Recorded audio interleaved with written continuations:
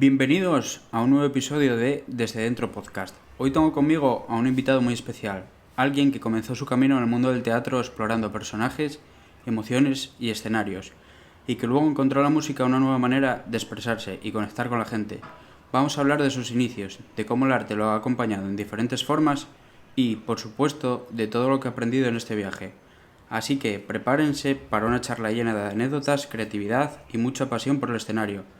Conmigo está Diego Rodríguez, más conocido como Flaco Rodríguez. ¿Qué tal? ¿Cómo estás? ¿Qué tal, Luis? Encantado de saludarte, encantado de hablar contigo y nada, joder, pues gracias por esa presentación, la verdad, me presta mucho. Qué bien, me alegro. Vamos a empezar por el inicio en los teatros. ¿Cómo fue tu primer acercamiento en el teatro? Pues mira, yo empecé efectivamente en el teatro, pues no sé, estaría yo en quinto de primaria o algo así, yo creo que esos son, no sé, 10, 11 años, y empezamos a ensayar aquí en el Colegio de la Ballina, precisamente en la sala de psicomotricidad, con la Asociación Peñes, que era una asociación que organizaron gente joven de Gozón y bueno, pues empezaron a hacer clases de teatro para niños y para adultos y tal. Y ahí empezamos, hacíamos juegos y tal, era todos los viernes por la tarde. Y a mí me pareció que aquello era lo mejor de la semana con diferencia. Y luego yo creo que el primer acercamiento como a un escenario, o a similar, ¿no? Fue después de una noche que yo estaba viendo el Club de la Comedia, ya te digo, con 10 años así, y vi un monólogo de Luis Piedrahita que a mí me gustaba mucho entonces. Y entonces aquella noche yo cogí un papel y me vi el vídeo y transcribí el monólogo de Piedrahita entero. Y a la mañana siguiente se lo hice a mi madre y tal. Y bueno, mi madre me dijo, bueno, no está mal, hijo, y tal. Y luego se lo enseñé a los compañeros de teatro y me dijeron, pues esto lo tienes que hacer. Y organizaron una cosa aquí en el Livingston Café Teatro. Y ahí presenté yo, hice un monólogo de Luis Piedrahita. Era un niño y el resto de las personas que actuaban eran adultos, pero bueno, yo sentí que aquello conectaba con la gente y la verdad es que tuve una etapa como de hacer monólogos ahí cómicos bastante grande. Me llamaban de fiestas, de sitios y tal, y esa fue mi primera conexión con el escenario. Y luego pues ya me empecé a meter en algunos grupos de teatro de asturianos.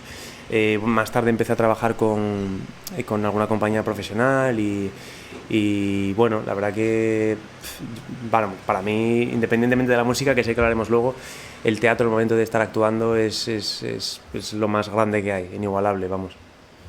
¿Cómo haces para quitar esos miedos de las primeras veces de salir enfrente del público? Pues sé que, bueno, las primeras veces para alguien tan joven tiene que ser un poco difícil. Pues hay un vídeo de esa primera vez en el Livingston que yo estaba en una silla ahí moviendo las piernas sin parar y efectivamente, bueno, se sabe, ¿no?, que se pasan muchos nervios, pero yo, fíjate, paso muchos más nervios con la música antes de salir a tocar que antes de salir a actuar. No sé si, bueno, pues por cómo me siento yo de a gusto en el entorno. Y ahí pues bueno, es verdad que se pasan muchos nervios en el rato antes y en ese día, pero se pasa muy rápido. Yo creo que en cuanto sales al escenario ya se te están yendo. Y los nervios se transforman en otra cosa, en alguna emoción que no sé exactamente cuál es, pero ya no son nervios, no tiene nada que ver. Eso, me gusta lo de las emociones, que vamos a hablar después de ello. Y ya que dices lo de la música, ¿qué aprendiste en el teatro que todavía aplicas ahora cuando cantas?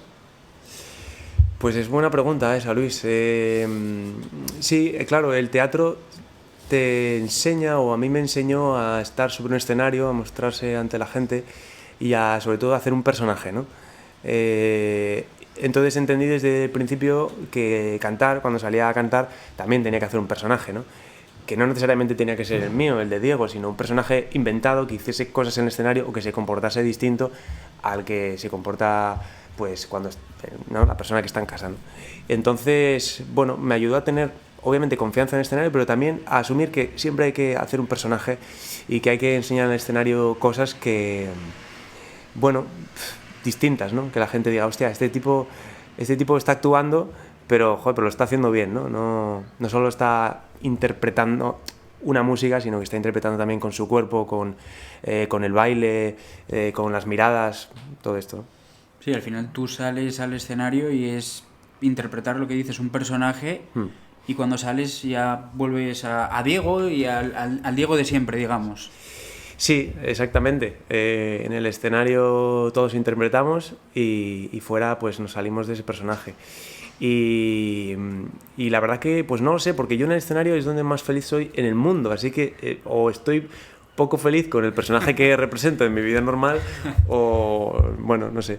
Sí. Bueno, igual puede ser que ahí nos evadimos de todos los problemas que podemos tener luego en la vida real y es un momento de desconexión. Sí, totalmente. Y ya hablando de la música, ¿cómo fue ese inicio en lo que es toda la música? Pues mira, yo, bueno, mi tía tocaba un poco la guitarra y una Navidad, pues tendría yo pocos años más, tendría como 14, 15 años así. En mi casa en Navidad, pues bueno, siempre como muchas otras casas, pero bueno, se cantaba villancicos, en este caso con la guitarra, aderezado con la guitarra de mi tía que chapurrea 4 acordes y tal. Y entonces, eso, yo creo que estaba en tercero de la ESO o así, y entonces llegué a casa y dije, joder, yo me apetecería tocar la guitarra también. Entonces me llevé la guitarra de mi tía a mi casa y entonces vi unos vídeos de YouTube y tal y empecé a poner ahí un par de acordes. Y entonces nada, pues me enganchó desde el principio. Le dije a mis padres que quería un profesor de guitarra y empecé a clases de guitarra en Luanco. Empecé a ir un día a la semana con Héctor Tuya, que luego seguro que sale más veces porque ha acabado siendo mi productor y tal, pero él me empezó a dar clases hace 10 años, yo creo que cumple ahora, de guitarra. Y empezó a enseñarme también mucha música que yo desconocía o que me había llegado de poco de refilón, ¿no? O sea, me empezó a poner a Bob Dylan, me empezó a enseñar canciones que igual pues no me habían llegado. O sea, que me hizo descubrir música, ¿no? En definitiva. Y ahí empezó, y la verdad que la guitarra es un vicio, o sea, de verdad, cualquier persona que empieza a tocar la guitarra, por lo menos lo básico, aprender 3 acordes y poder tocar tu canción favorita, eso fue increíble, fue un vicio tremendo, hasta que aprendí los 4 acordes de la canción que me gustaba y me di cuenta que, joder, que el siguiente paso era cantarla. Entonces empecé a cantarla, al principio cantaba horrible, de hecho en mi familia yo siempre había sido el que peor canta, porque en mi familia canta casi todo el mundo muy bien, mis tías cantan muy bien, bueno, en fin. Yo cantaba mal, pero gracias a tener que ponerle voz a las canciones de la guitarra, pues empecé a cantar y pues me di cuenta otra vez de que si algo se practica, pues se acaba aprendiendo, ¿no? Ya no sé qué me habéis preguntado, pero bueno, yo... No, sí, está bien, es lo que dices, a base de hacer y hacer, al final sí. Consigues tu objetivo. ¿Y en qué momento sentiste que la música también era parte de tu carrera, de tu vida, de decir, pues quiero algo más profesional? Sí. ¿Cómo estás ahora, por ejemplo? Bueno, yo por seguir un poco la cronología de lo que te estaba contando también, para que me ayude a responderte, claro, yo iba a clases de guitarra y bueno, yo lo que quería era tocar y llegar al instituto y tocar en el festival del instituto y no sé qué, ¿no? Y luego, pues bueno, empecé a dar algún concierto, el primer concierto que di, que estaba yo creo en segundo bachillerato, que fue aquí en la Zapatería de Luanco. Pues bueno, evidentemente yo no pensaba que iba a ser lo primero en mi vida casi a nivel profesional, ¿no? Como puede ser ahora. Luego pues me fui a estudiar a Madrid y estudié humanidades y estudié periodismo, o sea, estudié una cosa que nada tenía que ver directamente con la música, pero seguía haciendo música, ¿no? Y seguía haciendo muchos conciertos y me curtí realmente, como creo que empieza casi todo el mundo, que es haciendo canciones de otros, o sea, haciendo versiones, haciendo canciones de la gente que me gustaba, y eso pues lo hice muchísimo realmente, hace 5 o 6 años, hasta hace 3, la verdad que hice... pues tranquilamente habré hecho 150 conciertos o 130 conciertos por toda Asturias, algo fuera también, por Madrid, sobre todo eso, de versiones y demás, ¿no? Hasta que, bueno, me di cuenta de que tenía como un grupo de canciones propias que me gustaban y quise dar el paso a dejar de ser una especie de versionista, que está muy bien y todos mis respetos y es fantástico, pero que me apetecía hacer algo mío, propio, ¿no? Sentirlo propio, y me parecía que era la forma de llegar a algo más, ¿no? Y joder, que es tan precioso que hacer una canción en tu salón y que luego la escuche alguien, que eso no se puede rechazar. Entonces dejé un poco de lado pues esta escuela, que fueron las versiones y los bares, y ahora pues de hace un tiempo a esta parte me adentré en ya llevar mi proyecto hasta donde pueda y tocar más en salas, en algún festival, y bueno, en eso estoy. Y ese cambio del teatro a la música, ya para dejar lo que es el tema del teatro, ¿fue un cambio total o tuviste que equilibrar el teatro con la música? Mira, ¿sabes lo que pasa? Es que a mí me resultó más fácil sacar adelante la música que la actuación, digamos, que el teatro. ¿Por qué? Porque al final yo cogía mi guitarra y me iba a tocar a no sé dónde, y la gente siempre está más dispuesta, creo, además, a escuchar música que ver teatro, por ejemplo. Y entonces las dificultades que existen para montar un proyecto teatral, por ejemplo en este caso, son grandísimas, pero las dificultades que existen para montar un concierto son mucho menores. Entonces eso fue un punto muy, muy importante, ¿sabes? Como decir, hostia, es muy difícil sacar un proyecto adelante, y a mí me gusta, yo creo que me gusta más actuar. Incluso te diría que se me da mejor, yo qué sé, si algo se me... Pero es complicado, ¿sabes? No lo he dejado del todo, por supuesto, porque yo, vamos, de hecho ahora mismo estoy preparando ahí en Madrid una producción con un director asturiano, con José Rico. Estamos preparando una obra para estrenar en Madrid, y bueno, también estoy en alguna agencia y hago castings así esporádicos. Hace un año y medio creo que fue, estrenamos aquí una película, una producción asturiana, una producción de Conchi Rodríguez, en la que participé, tuve un papel. O sea que bueno, voy haciendo, pero evidentemente no le dedico tantos esfuerzos diarios como a la música, ¿no? Pero sí. O sea que podemos incluso llegar a hacer películas con los casting y demás que me estás diciendo. Sí, ya te digo, o sea, es una peli que se llama Variaciones. Bueno, es una peli con presupuesto bajo, pero bueno, es una producción asturiana que se estrenó en Avilés y que había 400 personas viendo el estreno, y joder, que fue una maravilla rodar eso. Rodamos en un casero antiguo de Grao, y es una historia genial de Conchi. Y sí, en Madrid me he movido algo, he hecho algo de publicidad, y he hecho algún casting importante, pero al final eso, bueno, es una cosa muy complicada, ¿no? Siempre se busca el personaje exacto que tiene el director en la cabeza, y bueno, es difícil encajar, pero sí que lo estoy haciendo, quizás menos de lo que debería, o sea, pero es que es lo que te digo, ¿no? Al final el tiempo es finito, un día tienes que dedicarlo a algo, y últimamente a lo que estoy dedicando mis días es a componer canciones, a sacar el proyecto adelante, pero también intento actuar, que es lo que más me gusta. Y ahora, hablando un poco de las experiencias y sobre todo del proceso, ¿qué es lo más retador que te ha pasado en un escenario? Lo más retador. Retador. O sea, lo más así como... Que te ha retado a ti. Sí, que me ha puesto... pues es que, mira, yo creo que en esta travesía de aprender en conciertos de versiones, por bares, por chiringuitos, por cualquier lado realmente, ¿no? Ahí te pasan un montón de cosas, ¿no? Porque por ejemplo, pasa una cosa, y es que normalmente no hay escenarios, no hay tarimas. Entonces el público siente que puede entrar al escenario, que puede, a veces, sabes, que los niños pueden jugar con tu mesa de mezclas, que la gente puede venirte a pedir una canción como si fueras un DJ.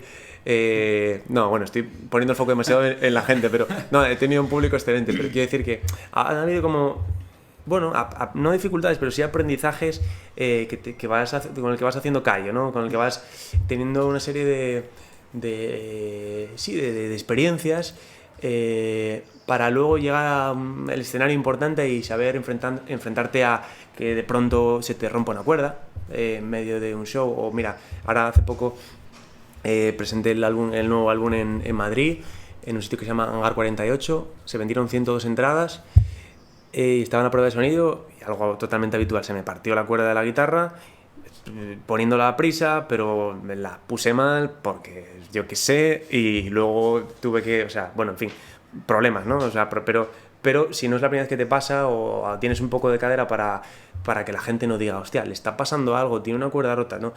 La gente huele el miedo que no veas. Entonces es como ¿sabes? Todo está bien, se me rompe una cuerda, no pasa nada, todo está bien, tú pásatelo bien. Y todo eso, claro, si se te rompe una cuerda el segundo día que vas a un concierto, a mí se me iba a romper una cuerda el primer día que bajé aquí a la zapatería a tocar y me hubiera puesto a llorar, tío. O sea, pero bueno, vas haciendo cadera, ¿no? Todavía me queda mucho, madre mía. Sí, bueno, como dices, la gente cuando vuelve el miedo parece que va por ti, que va como un tiburón a por su presa. Es que eso, bueno, es algo intrínseco al ser humano, ¿no? Parece. Todo el mundo, yo qué sé, en el instituto cuando tal huelen el miedo, pues van a por el chaval que tiene, a por el más débil, y esto es así, ¿no? Y en el escenario pasa igual. La gente si ve que tienes miedo, piensa que lo estás haciendo peor, pone más el ojo y tal, y bueno, pues hay que jugar con todas esas cosas. Pero bueno, son experiencias que ahora mismo te hacen estar donde estás, eso es importante también. Y antes me hablabas de que tienes ahí un vídeo de tuyo de pequeño moviendo las piernas sin parar, que estabas súper nervioso. ¿Ahora tienes algún ritual antes de salir a cantar? Pues mira, ritual como tal no. Soy poco supersticioso, sé que la gente tiene muchos rituales y cosas, pero yo no tengo mayor ritual. Sí me gusta, bueno, tomar una cerveza o una copa de vino, porque sobre todo el vino me gusta, la verdad, calienta un poco la garganta, te pone en un estado guay para salir a cantar, ¿no? Pero no tengo nada, no tengo ningún ritual concreto, la verdad. Es verdad que el momento antes me pongo nervioso, a veces me quedo sentado, ¿no? Es decir, no, me paralizo un poco, no me gusta estar en movimiento, me quedo sentado, pero luego cuando salgo al escenario estoy eléctrico, la verdad, no puedo parar de moverme y hacer cosas. Y hablando de las canciones, ¿cómo nace una canción en tu caso? ¿Desde la letra, una melodía, una emoción? Bueno, es la gran pregunta, ¿no? Es la gran pregunta de los que nos dedicamos a hacer canciones, y yo creo que es la más interesante realmente, ¿no? Porque uno siempre quiere saber cómo hacen las canciones las personas que hacen las canciones que a uno le gustan, ¿no?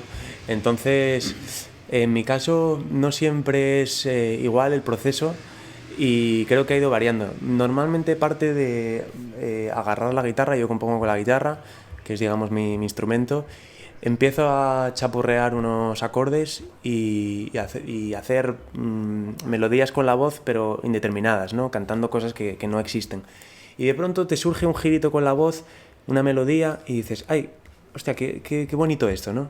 Y entonces siempre compongo con la grabadora del móvil delante, ¿no? Porque, joder, yo no sé cómo lo hacían antiguamente, pero es que ahora, a mí, o sea, esto se olvida al momento, ¿sabes? Si no tienes la grabadora y grabas esa melodía que se te acaba de ocurrir, se te olvida completamente. Entonces, yo dejo el móvil con la grabadora, igual puede estar 10 minutos la cosa ahí grabando, o 15, empiezo a chapurrar acordes, empiezo a salir alguna melodía y digo, mira, esto no está mal. Igual luego, entonces empiezo a unir unas cosas con otras, o escribo un verso y a partir de ahí tiro. Entonces, normalmente es una cosa como simultánea, ¿sabes? La música y la letra van a la vez. Aunque últimamente estoy mucho más centrado en las letras que en la música. Últimamente me refiero para el proyecto que tengo como entre manos. Estoy currándome mucho las letras, y entonces lo que pasa es que cuando tengo la canción entera más o menos montada, digo, vale, pues ahora hay que reescribirla y hay que hacer de esta letra, que, bueno, podría no estar mal, hay que hacer una letra curiosa.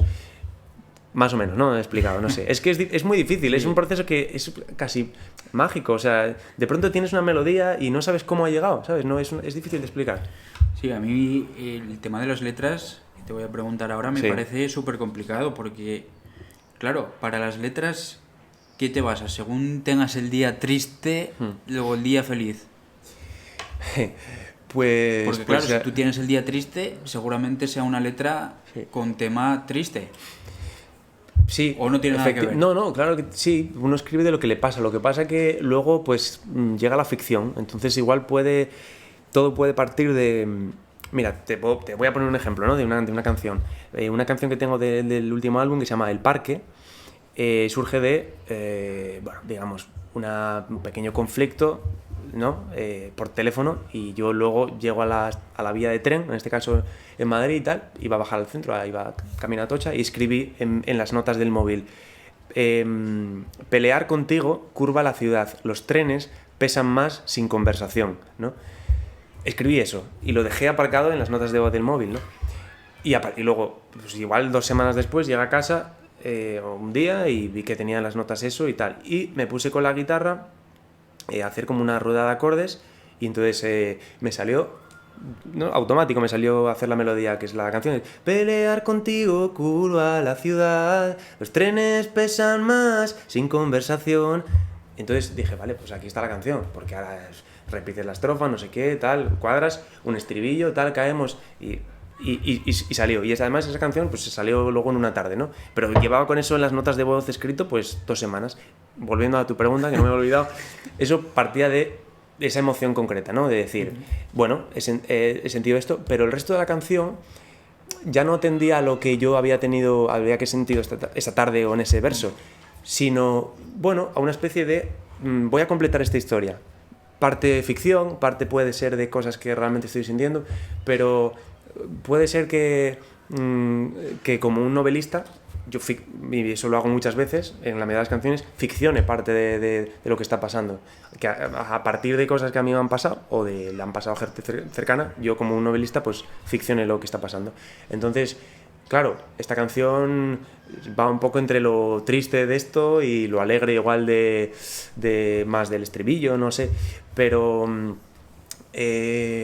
no sé, bueno, el otro día estaba viendo una entrevista de Sabina, que seguro que luego sale su nombre y tal, y dice, nadie escribe, no se puede escribir canciones alegres, no hay ninguna canción de amor, todas las canciones son de desamor, porque lo que quiere escuchar la gente es, joder, al tío o a la tía que está ahí sufriendo porque le ha dejado su novia, ¿no? Nadie quiere escuchar, ay, qué feliz soy, qué bien me va la vida, ¿no?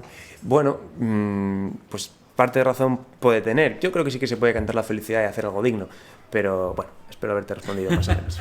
Sí, no, la verdad que me sorprende cómo ha salido esa canción, la de El Parque. Uh-huh. Jolín, de una pelea que haya salido una canción, me parece cómo lo has encajado todo y demás. Soy un poco exagerado, porque ni siquiera fue una pelea, bueno, fue una conversación, digamos. Sí, fue una conversación, pero mola mucho más decir hemos peleado que hemos tenido una conversación, ¿no?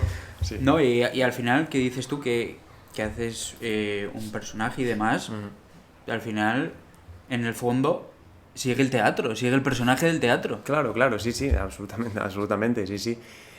Por lo que te digo, porque al final tú estás ficcionando, estás diciendo, bueno, yo voy a contar aquí mi historia, os la vais a tragar, ¿no? Porque me vais, joder, bueno, yo qué sé. Y además, es que luego lo guay de esto, ¿no? Es que tú cuentas esta historia, la historia del parque, ¿no? Que, bueno, pues que relata como, bueno, luego dice, como dice, después del estribillo,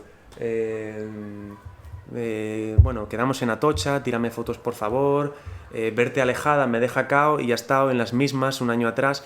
Bueno, a lo que voy es que de pronto algunas cosas que son ficción y otras cosas que son realidad se convierten para alguna gente en cosas de, hostia, esto me ha pasado a mí y me identifico con esto, y es como, bueno, de acuerdo, pero hostia, incluso, ¿sabes? Es una ficción y tú estás identificado con eso. O sea, gracias, increíble, ¿no? Es fantástico, vamos, sí. Sí, yo creo que eso es muy importante, eso que estás consiguiendo de oye, que la gente diga, jolín, me ha pasado y se emocione, digamos, con tus canciones y como que se sienta dentro de ellas. Y ya que me decías antes, fuera de cámaras, que has estado en casa del gran Joaquín Sabina, ¿cómo has podido grabar ahí y qué emociones has tenido? Porque esa canción o ese vídeo que tiene que tener muchas emociones, fijo. Sí, pues mira, te cuento un poco la historia de por qué llegamos ahí, ¿no? Bueno, a ver, a mí me encanta Joaquín Sabina de siempre, y además, como he vivido en Madrid estos últimos años, pues una forma de descubrir Madrid, además de la forma física, ha sido a través de las canciones de Joaquín Sabina, ¿no? Que relató Madrid, pues yo qué sé, pues como las pelis de Almodóvar, ¿no? O sea, entonces, bueno, pues yo con estas, todo lo que pasa relacionado a Sabina me entero, lo veo por redes y demás. Y un día vi unas jornadas que hay en Úbeda, Sabinas de Úbeda, aunque bueno, vivió, como sabéis, la mayor parte de su vida en Madrid.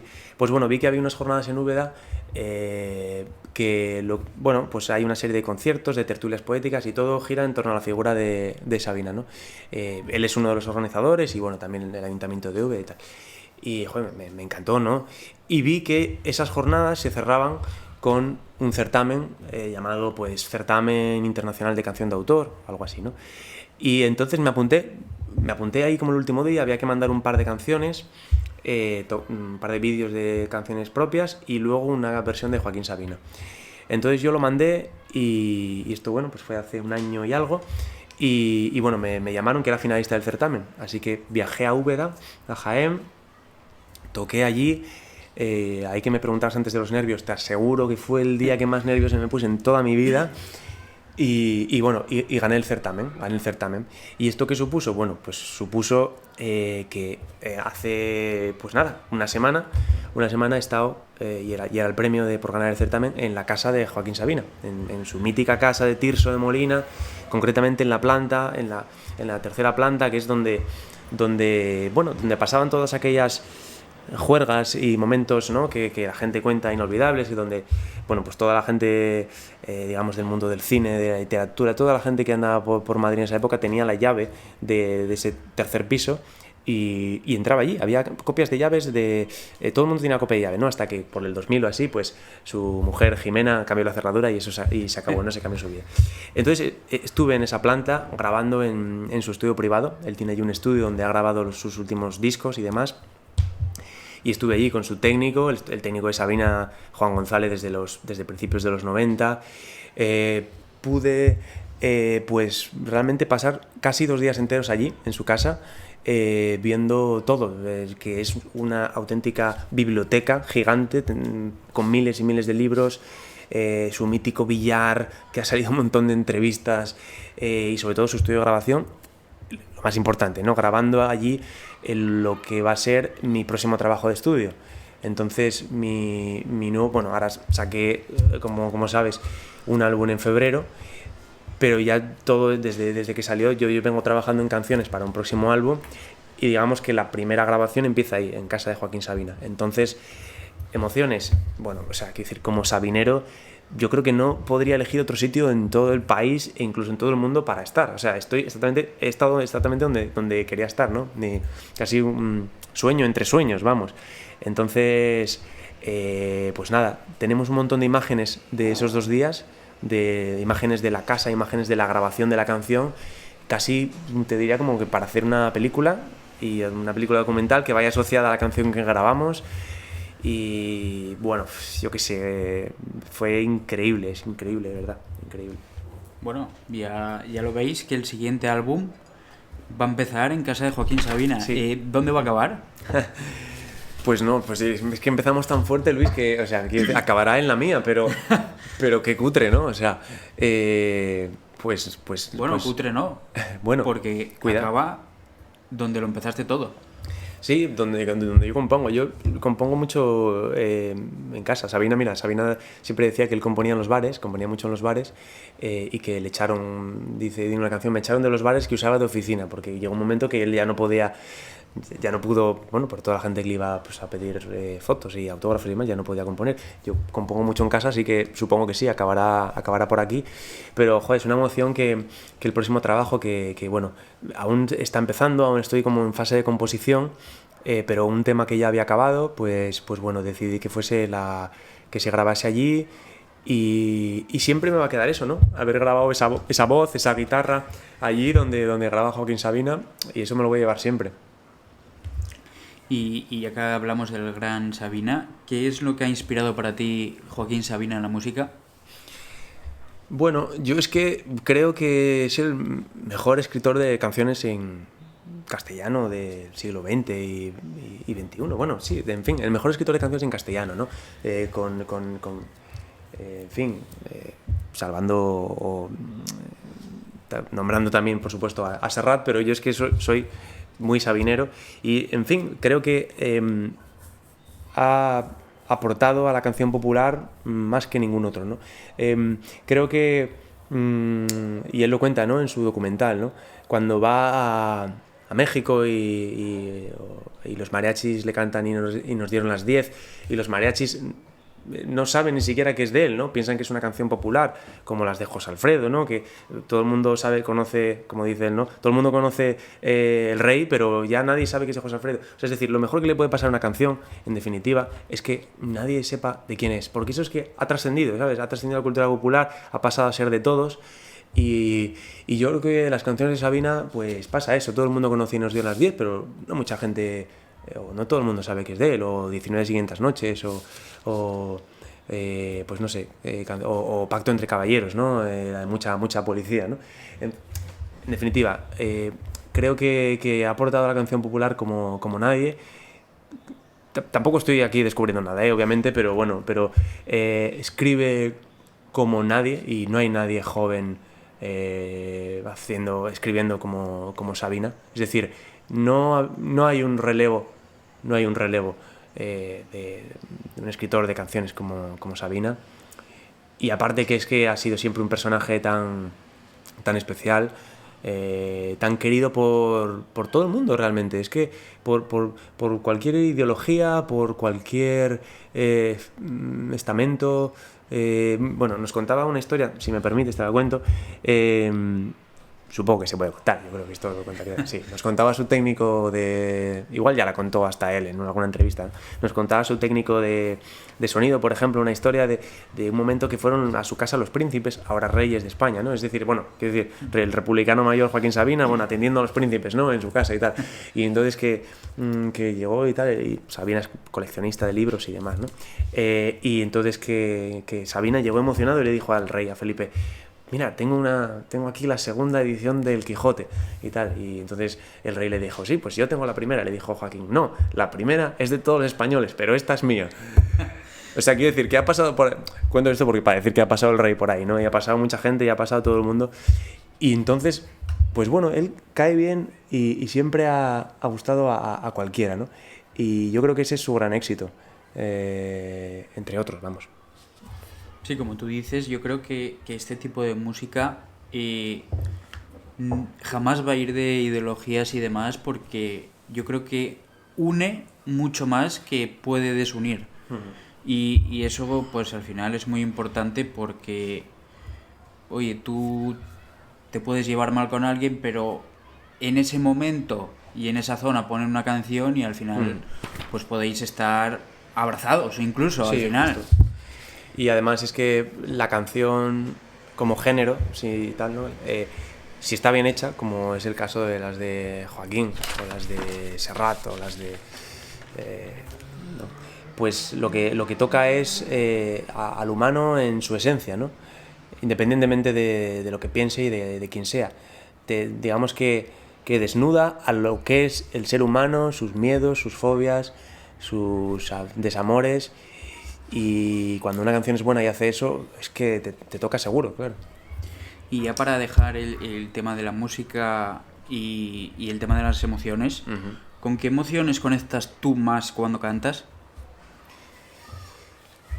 Porque es difícil tener todo el público enfrente, y sí, más 102 entradas, como dijiste antes, por ejemplo. Sí, joder, la verdad que fue muy bien en Madrid. En Avilés también fueron 115 entradas, algo así, fue una locura, joder. Y bueno, sobre todo es... mira, yo en el momento que estoy en el escenario digo: este es el momento más guay de todo el mes, esto es lo mejor que está pasando de toda la semana, ¿no? Porque a veces hay conciertos, pero no siempre son seguidos, y es un momento como señalado en la vida de uno, y más si es un concierto importante. Por ejemplo, el último concierto aquí en Santa Cecilia de Avilés, que fue con la banda en eléctrico, y estuvimos bastante tiempo preparándolo.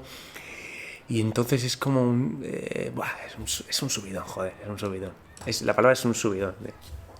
Vale, me parece muy bien dejar ahí el tema de emociones y demás, dejarlo, calificándolo como un subidón. Me encanta calificarlo así.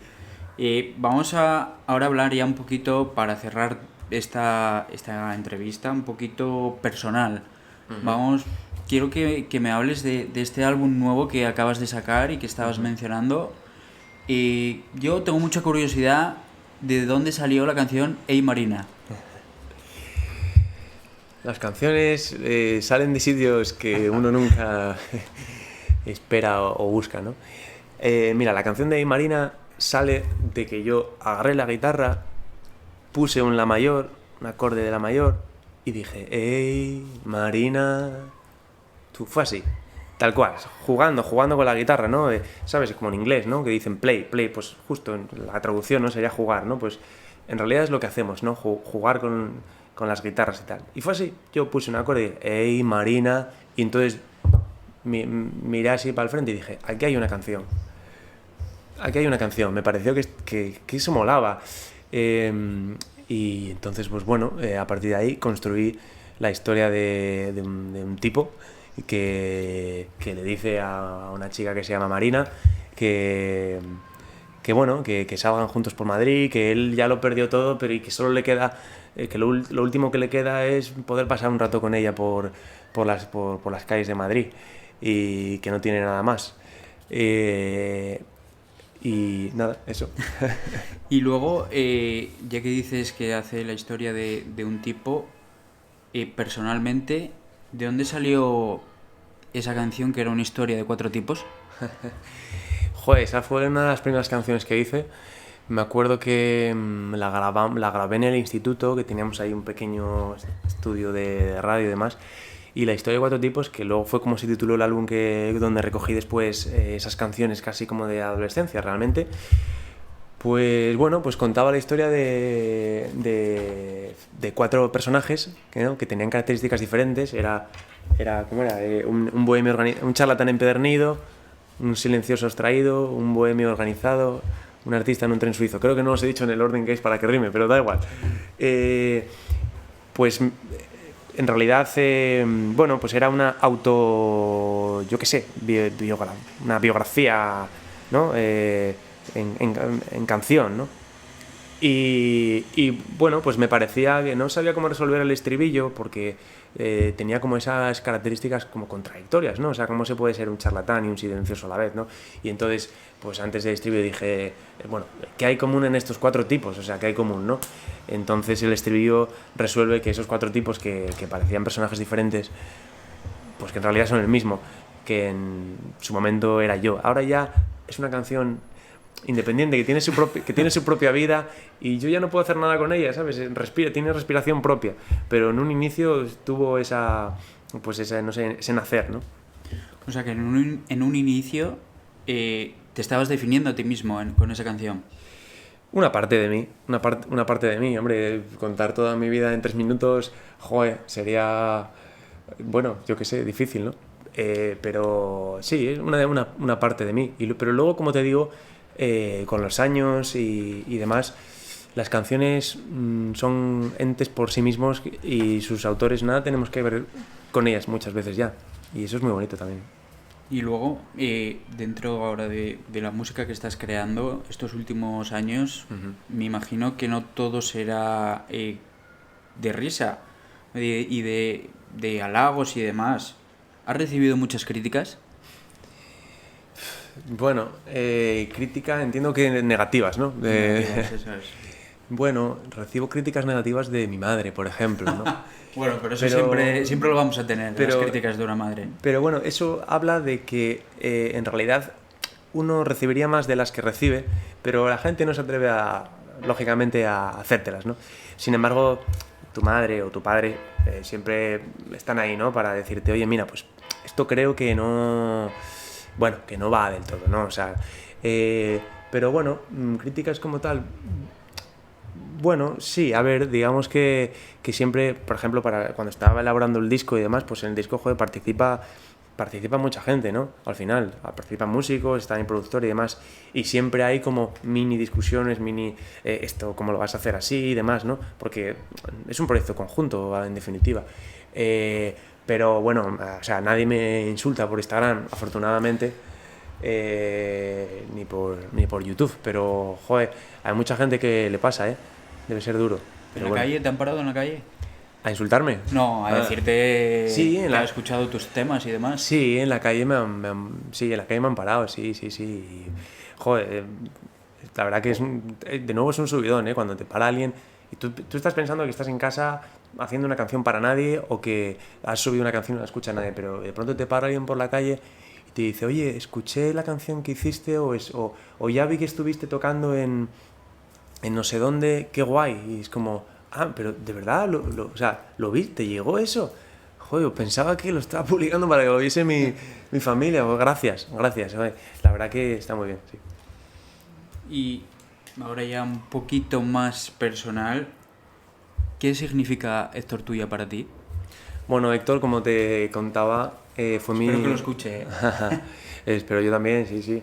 Héctor fue mi profe de guitarra, entonces, bueno, pues como te decía, él me enseñó, bueno, a tocar la guitarra ahí en un inicio y también me enseñó mucha música y también me enseñó una parte del gremio, digamos, extra musical, ¿no? Que tiene que ver con, pues incluso con la ropa o con, yo qué sé, él es lo que podríamos definir como un bohemio, ¿no?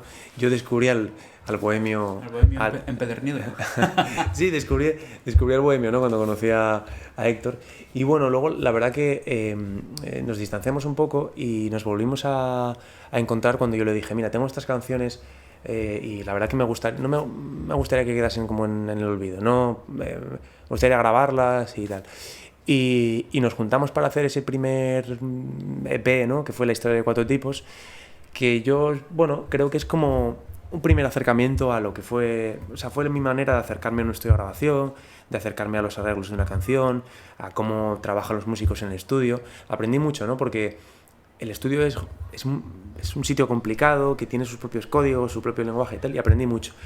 Y luego me parecía que teníamos que hacer otro disco ya, digamos, con canciones con las que me sintiese un poco ya más a gusto, y entonces por eso hicimos este último disco, que ya son, pues es un LP, son 10 canciones, y bueno, y también lo produce él. O sea que él me ha acompañado mucho en mis inicios. Ha sido una especie de mentor, ¿no? De gurú, ¿no? De mis inicios, ¿no? Alguien te tiene que guiar y yo tuve la suerte de que él apareció. No sé cómo hubiera sido si él no hubiera aparecido. Y de tus canciones, ¿cuál es la que más te marca a ti? Personalmente. Pues va por momentos, la verdad. Como te digo, mira, pasa una cosa con las canciones y es que bueno, normalmente no escuchas su propia música, ¿no? Entonces, igual un día escuchas una canción que hace 1 año y medio que no escuchas, que habías publicado, y te sorprende, y dices, ostras, madre, ¿qué estaba diciendo aquí? ¿Cómo cambió mi voz incluso? O sea, pues que lo que te quiero decir es que va variando, ¿no? Cariño, por ejemplo, el cariño que le pueda tener a alguna canción, bueno, le tengo cariño a la primera canción que hice, que fue Me puede la emoción, me puede, ¿no? Sí, que tú conoces y tal, y esa la hice cuando estaba en instituto, no sé, en cuarto de la ESO, creo. Y bueno, es una canción que le tengo cariño, que solo canto cuando estoy en el banco. Pero bueno, del nuevo álbum, joder, hay canciones que les tengo cariño porque a la gente también les está gustando, como por ejemplo Ciudades, Garitos, Altares, es una canción que tengo mucho cariño, fue la primera que compuse del álbum. Y bueno, la canto junto a Mónica Morado, que es una chica que canta genial, y la llamé para venir a colaborar. Y le tengo mucho cariño porque Ciudades, Garitos, Altares la compuse 3 semanas después así de publicar la historia de 4 tipos. O sea, fue como ¿no? la bisagra entre un disco y otro, pero para mí el salto fue muy grande porque Ciudades, Garitos, Altares es una canción que siempre funciona bien, que a la gente le gusta, que gusta en directo. Y bueno, y no sé, y ahí Marina es la que mejor está funcionando. Allá donde voy siempre la canto y aunque la gente no la haya escuchado, la primera vez que la escucha, pues ya se queda con ella y ostras, digo, guay, es que todo salió de que puse un acorde y dije, hey Marina, para hacer el bobo, ¿sabes? Y todo salió de ahí y entonces, ¿sabes?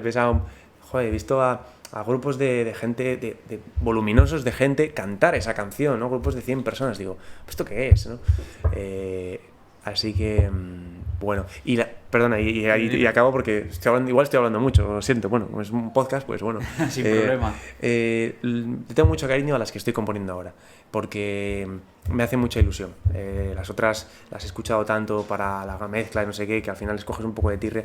Y las que estoy componiendo ahora me hace mucha ilusión, estoy currando mucho trabajando mucho en las letras y me apetece mucho que salga ese proyecto adelante. O sea que, bueno, eso.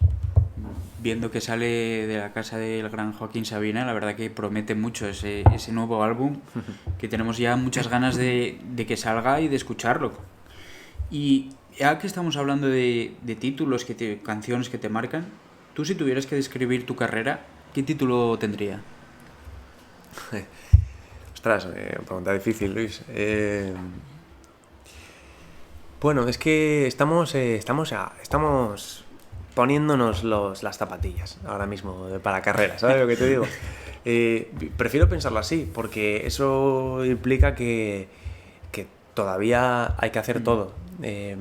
Me fijo en las carreras de otros, de músicos que me gustan, y me doy cuenta de que tuvieron que pasar, bueno, pues por la travesía, por el desierto, ¿no? Es decir, sacar discos que nadie escuchaba, hacer conciertos en sitios donde no había nadie y hacer las cosas bien durante un tiempo continuado para poder llegar a un sitio donde verdaderamente uno esté contento. Entonces, yo estoy muy contento con lo que tengo ahora, pero no sé si podría llamar a lo que he hecho carrera. Yo creo que me estoy poniendo las zapatillas, tengo ganas de salir a correr, y eso que no me gusta mucho el deporte, metafóricamente, ¿no? Se entiende.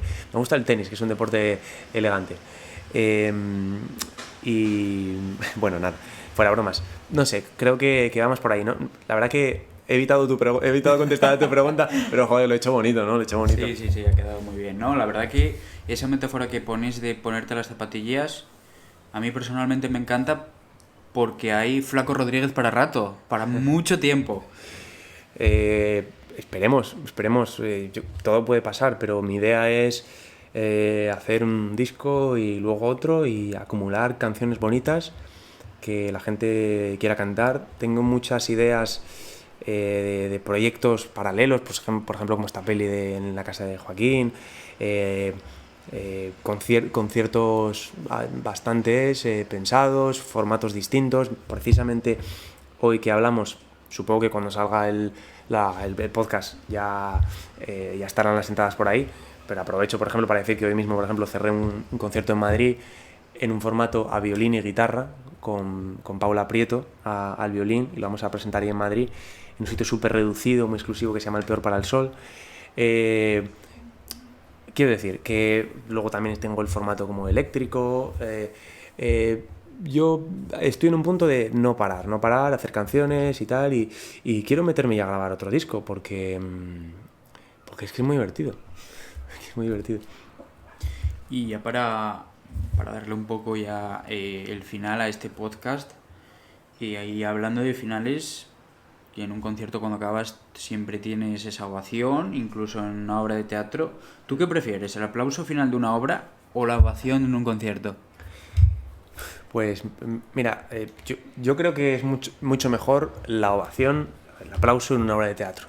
Creo que es más sincera, porque vamos a ver, los músicos les aplauden cada 3 minutos, pero ¿qué tipo de egolatría es esa?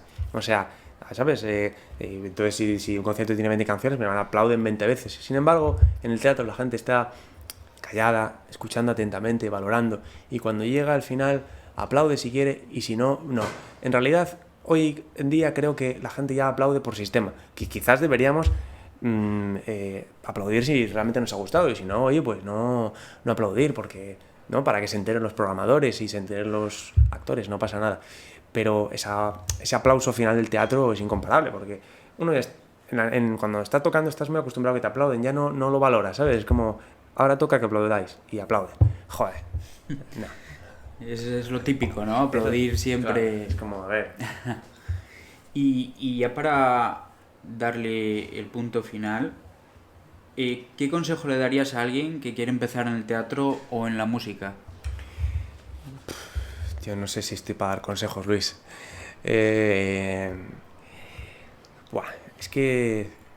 Joder, esta es la típica pregunta capulla, porque... O sea, ¿qué consejo? Yo creo que... Bueno, no sé, consejos. Voy a dejar de pensarlo un momento, voy a hacer tiempo mientras hablando. Es que yo, ¿sabes qué pasa? Que es que estoy en periodo de que me los den a mí todavía. Estoy en un momento que todavía recibo cosas. Pues si no, cuando tú empezaste, ¿qué te gustaría a ti? ¿Qué me gustaría haberme dicho? Sí. Bueno, eso puede estar bien. Pues bueno, hubiese dicho, no gastes tanto dinero en hacer merchandising. Ahorra, sí. No sé, a ver, como te digo, al final estoy empezando, ¿no? Pero estoy bastante satisfecho con un poco los pasos que he dado y cómo he ido haciendo todo. Entonces me hubiera animado a aprender, es decir, a mejorar con la guitarra, a mejorar con la voz. Me hubiera animado a dedicarle todavía más tiempo. Porque, bueno, al final uno se da cuenta que en la vida a veces se dedica mucho tiempo a cosas que luego al final no se utilizan mucho, o no, esto pasa, pues ya sabes, en el instituto, ¿no? A veces te meten ahí, aprende, ¿sabes? Matemáticas, que está, por supuesto, pero lo que quiero decir es que creo que se nos debe incentivar o promocionar lo que se nos da bien. Y bueno, me estoy liando, pero lo que quiero decir es que, joder, a un chaval cuando se le dan mal las matemáticas va a clase de matemáticas, ¿sabes? Y yo creo que tendría que ser al revés. Si te deben cantar, vete a clases para cantar, ¿no? ¿Por qué digo esto? Porque me hubiese dicho que yo siempre, ¿no? Fui a clase de guitarra, como te conté y demás, pero me hubiese dicho, vete todavía más con todo. O sea, que cuando tengas 24 años que tienes ahora, digas, joder, es que llevo toda una vida proyectada hacia esto. Así que me hubiese dicho, vete todavía con más, pero bueno, me he dado cuenta pronto, así que el futuro no se tendrá que preocupar por esa cosa. Bueno, Diego, ha sido un gusto enorme conversar contigo, conocer tu historia desde el teatro hasta la música y descubrir todo lo que hay detrás de cada presentación, de cada concierto. Y nada, darte las gracias por acompañarme en este episodio. Espero que lo hayas disfrutado mucho y que los oyentes también lo disfruten. Y nada, que te sigan en las redes sociales, Flaco Rodríguez, sí, para conocer ese nuevo álbum que empieza en la casa de Joaquín Sabina y veremos dónde acaba. Lo veremos. Y nada, como siempre, si les gustó este episodio, compártanlo, suscríbanse y dejar en los comentarios todo tipo de preguntas que seguramente Diego lo vea en YouTube o en Spotify. Responderemos todo lo que se pueda. Claro. Te agradezco, Luis, la invitación a tu podcast. He estado muy a gusto y te deseo lo mejor. La verdad es que es un formato genial. Me ha encantado la entrevista y de verdad que te deseo lo mejor y además por el cariño mutuo que nos tenemos, pues te agradezco mucho la invitación. Así que nada.